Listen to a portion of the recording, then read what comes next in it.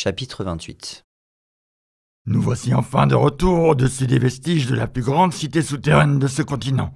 Sentez-vous cet air, les amis ? Au son guttural de la voix du prof, Sélène se réveilla. Elle était avachie sur le dos de l'ours Nandi. Les cahots de la route avaient dû la bercer jusqu'à l'endormissement.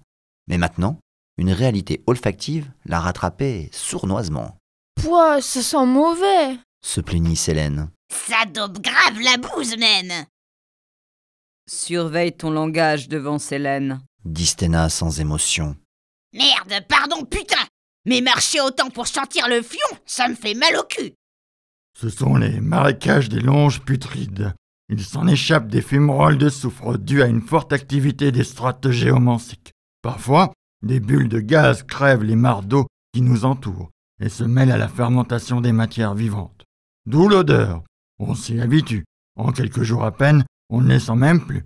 Par ailleurs... Trop long ! Super chiant, on s'en fout ! On monte le corps ! Trancha Atkoum, ce qu'ils firent. Les créatures qui accompagnaient Sélène connaissaient bien les lieux et s'installèrent dans une grotte qu'ils avaient déjà occupée par le passé. Elle était naturellement chauffée, assez spacieuse, encore qu'un peu humide. Le vrai problème venait des moustiques harponneurs présents en masse dans ces marécages.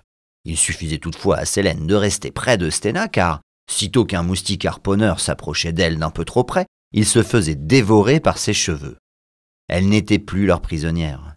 La longue marche et les épreuves qu'ils avaient traversées avaient fait naître entre eux une drôle de relation.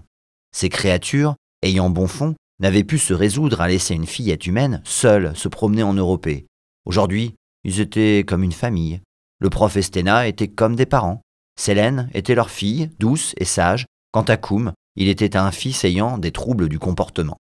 Sans eux, Sélène aurait probablement été dévorée par quelque obscure créature ou serait morte de faim au bout d'une semaine à tourner en rond. Habituée à la petitesse du territoire de sa réserve natale, son sens de l'orientation était clairement défaillant. En attendant, elle restait auprès d'eux et se réjouissait de bénéficier de leur protection, et de plus encore. En effet, elle en avait appris davantage en quelques semaines qu'en toute son existence. Le prof, en particulier, était un puits de connaissances que Stena complétait en tant que témoin vivant des siècles passés. Quant à Atkoum, maintenant que Sélène n'en avait plus peur et qu'il se montrait, à sa manière, affectueux avec elle, il l'amusait. Le temps lui semblait filer à toute vitesse depuis leur improbable rencontre. Elle réveilla ses membres endoloris par le voyage et s'occupa de son propre repas. Chacun avait son régime alimentaire, minéraux pour la gorgone, charogne pour l'ours Nandi, et toute bière nutritive ou truc trempé dans un liquide fermenté pour le technome. Après le dîner, Stena prit la peine d'aider Sélène à lire une carte à propos de laquelle elle avait manifesté de la curiosité. Il possédait une map monde en couleur. En sortant de son petit pays, elle avait compris qu'elle s'était trompée. La réserve n'était pas le continent d'Europée comme elle l'avait cru à l'époque où elle imaginait le monde dans le grenier de son école. Toutefois, jamais elle n'aurait pu penser que la Terre fût si vaste. Cette découverte l'avait bouleversée. Le monde était gigantesque. Une étendue de terre était enserrée par l'océan circulaire et découpée par le fleuve océan. Il y avait 3 continents, un en haut de la carte ressemblant à une demi-tourte, Europée, les 2 autres en dessous en forme de quart, Cham et Asia. Les mers étaient habitées de créatures terrifiantes. Avec les explications du prof et de Stena, ainsi qu'en recoupant les différentes cartes et les informations géographiques de l'historiosphère, Sélène avait découvert que la réserve, bien que peuplée de dizaines de milliers d'âmes, était un point minuscule à l'extrémité occidentale du grand continent du Haut. L'immensité du monde lui donnait le vertige. Il leur avait fallu des semaines pour parvenir jusqu'ici et traverser Europée de l'ouest à l'est. Sur la carte, chacun des 3 continents avait des particularités de couleur. Cham possédait un gigantesque désert de sable et des forêts luxuriantes. Asia avait une haute chaîne de montagnes enneigées en son centre et beaucoup de fleuves et de rivières qui découpaient ses terres. Enfin, Europée, en bordure occidentale duquel se trouvait la réserve, possédait en son nord une grande surface gelée. Sinon, ce continent était recouvert de collines, de steppes, de prairies, de forêts clairsemées et de marécages. On s'est arrêté ici au pied du pic de la dent de troll ?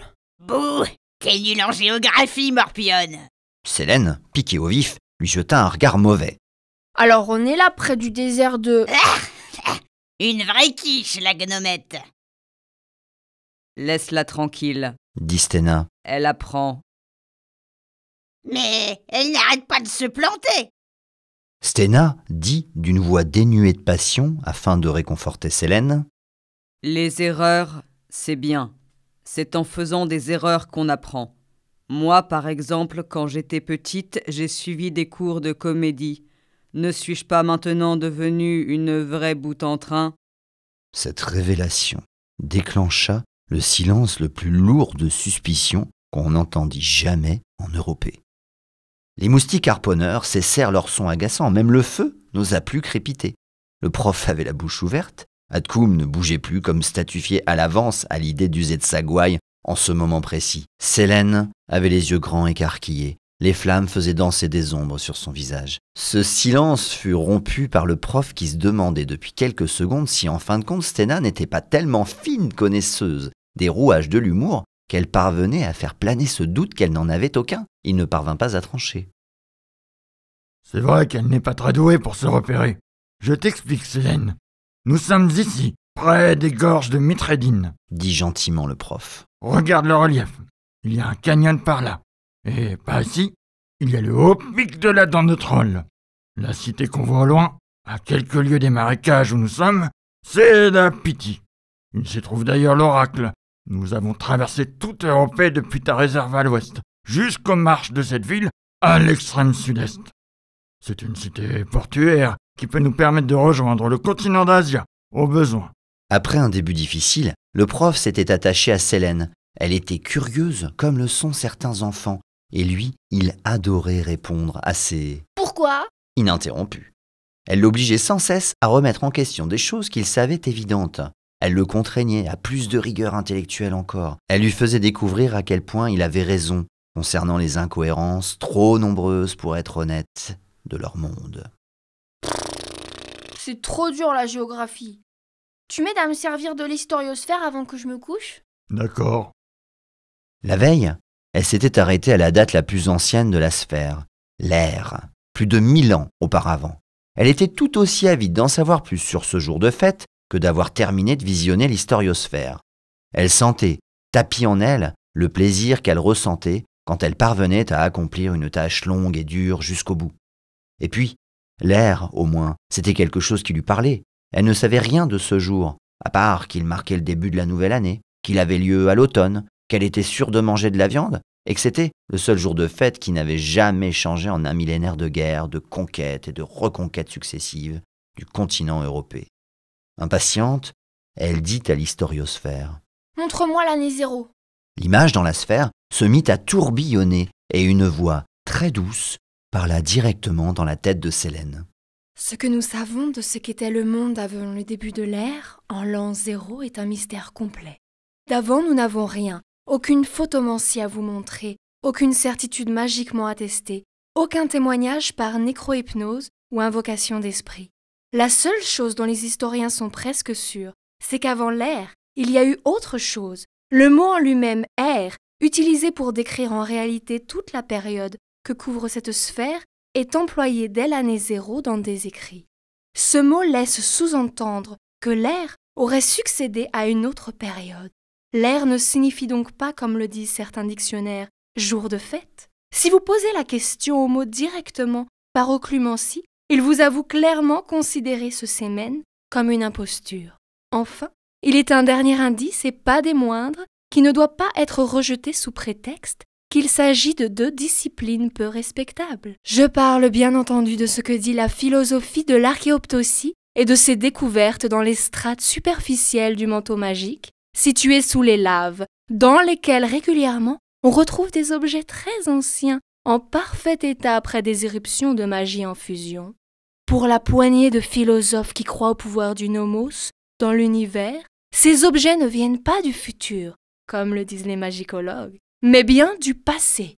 Et leur, excusez le terme, argument est le suivant. Les strates géomanciques sont situées en dessous des laves, donc elles sont plus anciennes que les laves.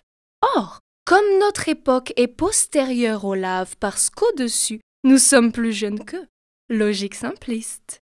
Mais n'oublions pas que le temps se déroule réellement dans le sens qu'ils indiquent et pas dans le sens inverse, voire dans les deux sens en même temps, si ce n'est pas du tout ou pire en forme de chandelier. On trouve des défenseurs de chacune de ces perceptions du temps. Les strates du manteau magique sont d'un point de vue dimensionnel un bordel sans nom, pour citer le nécrostère Mazuka, qui s'y est aventuré avant de sombrer dans la folie. En tout cas, si les philosophes disaient vrai, ce qui semble peu probable étant donné les entorses innombrables que les phénomènes aléatoires font subir à leurs nomos, on aurait alors affaire aux artefacts d'une civilisation passée, autrement plus avancée alchimiquement parlant que la nôtre. Les deux seules créatures suffisamment anciennes pour s'exprimer, l'archange et le magistère, jurent ne pas savoir non plus ce qu'il y avait avant l'ère.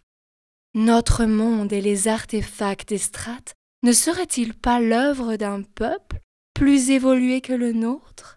Nous ne parvenons même pas à savoir à quoi servaient tous ces objets emprisonnés dans l'ambre des strates et qu'il est d'ailleurs impossible de faire parler par l'occlumencie. Ce n'est pas que ces vestiges soient morts, car la nécrolumencie obtient de bons résultats sur les objets morts. Il y a toujours une trace résiduelle de vécu.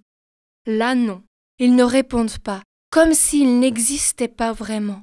Et pourtant, on les touche, on les sent, sans savoir ce que sont certains de leurs matériaux. Reste à définir si le fait qu'on les perçoive avec nos sens est une preuve d'existence ou une illusion magique bien construite.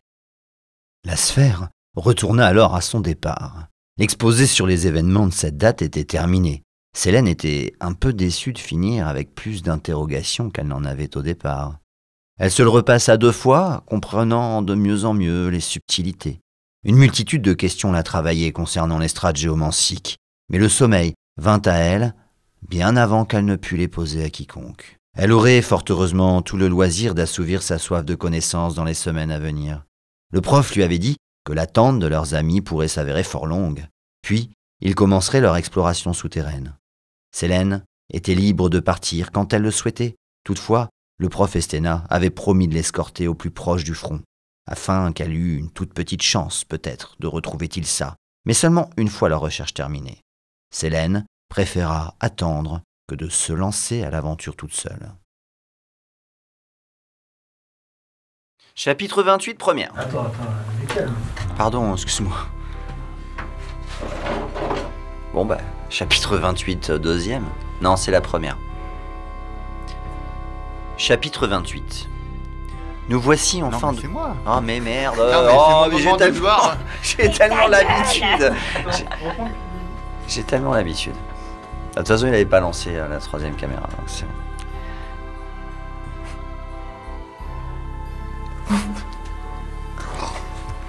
On attend Julie. Je suis prête. Ok.